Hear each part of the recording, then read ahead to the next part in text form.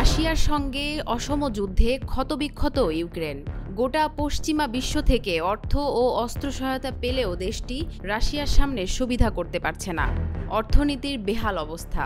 এই অবস্থা সামাল দিতে এখন এক বিস্ফোরক দাবির মুখে দেশটির প্রেসিডেন্ট ভলোদিমির জেলেনস্কি। আরটি খবরে জানানো হয়েছে, এবার অর্থ আয় বাড়াতে পর্নোগ্রাফি নির্মাণ বৈধের কথা ভাবছে ইউক্রেন। দেশটির অনলিফ্যান্স তারকা সেভেতলানা দোরনিকোভা সম্প্রতি একটি জনস্বার্থ পিটিশন দাখিল করেছেন। তিনি দাবি তুলেছেন, ইউক্রেনে যেন পর্নোগ্রাফিকে আর অপরাধ হিসেবে গণ্য করা না হয়। যুদ্ধের মধ্যে এই পদক্ষেপকে অর্থনৈতিক দিক থেকে লাভজনক বলে বিশ্বাস করেন তিনি। এদিকে এরই মধ্যে এই পিটিশনে সমর্থন দিয়েছেন 25,000-এর বেশি মানুষ। আর তাই এই নিয়ম অনুযায়ী পিটিশনটি এখন ইউক্রেনের সংসদে আলোচনা হবে। ওয়ালটন এখন দেশের সীমানা পেরিয়ে পৌঁছে গিয়েছে 50টিরও বেশি দেশে। ওয়ালটন, ঘরে ঘরে বিশ্বজুড়ে।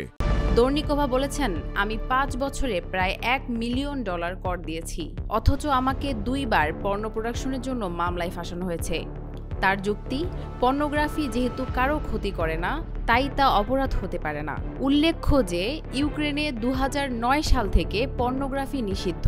সেই আইন অনুযায়ী শুধু বিতরণ নয়, উৎপাদন ও সংরক্ষণও ছিল অপরাধ। আর এই আইনের শিকার হচ্ছেন বহু অনলিফ্যান্স কন্টেন্ট ক্রিয়েটর। 2024 সালে ইউক্রেনের অন্তত 350 জন অনলিফ্যান্স মডেল সরকারকে নিয়মিত কর দিয়েছেন। তবুও তাদের বিরুদ্ধে মামলা চলছে, যা মানতে পারছে না অনেকেই। যুদ্ধের এই সময় পর্নো তারকাদের অর্থ ইউক্রেনকে নানাভাবে সহায়তা করছে। এরই মধ্যে মিলিয়ন মিলিয়ন ডলার আয় করছে দেশটি। যুদ্ধকালীন অর্থনীতিকে সহায়তা করতে এরই মধ্যে একটি বিলও উত্থাপন করা হয়েছে।